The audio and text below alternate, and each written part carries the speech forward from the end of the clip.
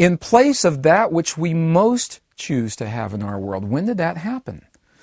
In other words, if our feeling, the union of the thought and the emotion, if the feeling is the vibratory template that allows us to create in our world, why not create with the feeling that which we most choose to have?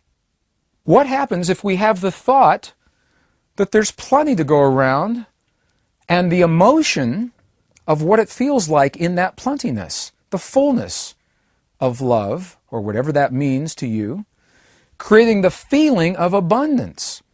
Well, the way that people respond to me in that moment is, yes, and it's not there. They say, why would we have a feeling about something that's not there, that's not present? That is the crux of the lost mode of prayer. Okay, so I'll ask you to hold that thought in mind just for a moment. Let's look at one more of these and then we'll go forward very quickly. Better job. That was the second prayer. Better job. If we're asking for a better job, the thought underlying that is something like, the job I have right now isn't good enough. The emotion, is it love or fear? If it's not good enough, more often than not, we're saying that there's a fear that this job isn't good enough or this job isn't going to last. And the feeling now that comes from the union of not good enough and the fear of not having enough, it's the same thing. It's that feeling of lack. It's the feeling that invites us to go through life in a contracted state of lack rather than the expansive state of abundance. And I think just from these two examples, as you're listening to this, you see a pattern develop and you get the idea. In the past, our conditioning is we have prayed in some respects, in some instances, for the things that we believe we don't have enough of in our world, and our prayer has been the prayer based in lack. How interesting. The ancients remind us, and this is one of the tenets that was lost 1,700 years ago, in acknowledging that we are desiring more, what we are actually doing is consenting to the less. In acknowledging desire for more, we consent to lack. Energy follows our attention. How many times have we heard that again and again? Energy is focused now on the lack, and the question then comes up, have we fallen into the ancient trap of focusing our attention on what we do not have, or what we least choose to have in our world? Think about what this means in your lives, in all of our lives, because we're in this together. We have this common conditioning in the West that only occurred about 1,700 years ago. How can we change that, and what does that mean in our lives? This gets really interesting. Historically, in the West, prayer researchers, there are people who have researched and compiled many modes and expressions and applications of prayer. One of them is Margaret Paloma. She has identified 4 modes of prayer, and researchers pretty much agree upon this in the West, that we use today. We use these 4 modes individually or sometimes in combination with one another. The first of those modes is considered to be a colloquial prayer. We speak to our Creator in our own words, informally. We describe the problems or we give thanks. Petitionary prayers. Petitionary are also informal. It's where we ask for specific things or specific outcomes or maybe better health for ourselves or for others. We're petitioning the creative forces of our world for that which we feel we deserve or that which should be so in our lives. Ritualistic prayers, the third mode, can be considered a repetition of some predetermined sequence of words. Now I lay me down to sleep. Pray the Lord my soul to keep. That's a ritualistic, predetermined set of words. It's a ritual we go through at bedtime. Or God is great, God is good. The fourth mode of prayer, and there are some individuals who consider this a non-prayer because it is meditative in nature. In the meditative form of prayer, it's where you move beyond words. You move into a stillness. You're aware of this holy, sacred presence around you.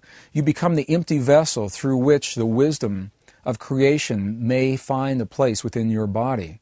And for some individuals, the word meditation and prayer are mutually exclusive, and for others, meditation is actually a form of the prayer. Researchers pretty much agree that we use one or some combination of these modes of prayer in the West today. And as I examined these modes of prayer, it became very clear to me that through the ancient and esoteric traditions, they reference a type of prayer, a form or a mode that doesn't fit into any of these categories. And that's what led me to ask, is there a fifth mode? Is there a lost mode of prayer? And if so, where did we lose it? And what would our lives be like today if it were part of our knowingness?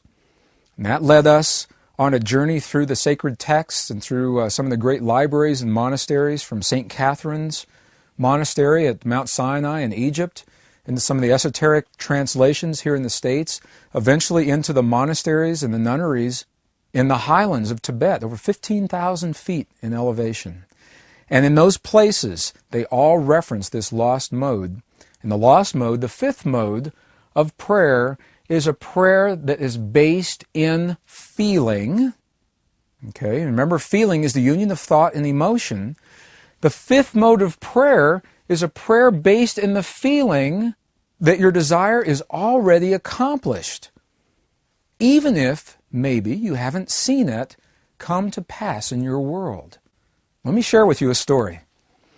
In the late 1980s, the American desert Southwest was undergoing one of the worst droughts in history. The rain had stopped in the early part of the year, and there was so little rain that the Rio Grande River, that normally originates in southern Colorado, dried up. And we didn't even begin until it got to the Red River confluence in northern New Mexico. Ski areas never opened during some of these years because there wasn't enough snow. And river rafting stopped. Fishing was down. The fish had to go somewhere else. They were migrating to places where there was more water. Well, I was living in northern New Mexico, spending a lot of time researching the indigenous traditions of North America. And a friend of mine met me for lunch, and we were having this conversation of the relationship between prayer and weather patterns. And in his traditions, the way he was raised, the way he was brought up, is that human emotion plays a large role in what happens with the weather in any particular geographic location. From his perspective, we were going through a cleansing, a purification. Some called it a tribulation at that time. It was a purification. And I said, are you suggesting to me then that through a change in emotion, it would have any effect on weather patterns whatsoever? And he said, you bet.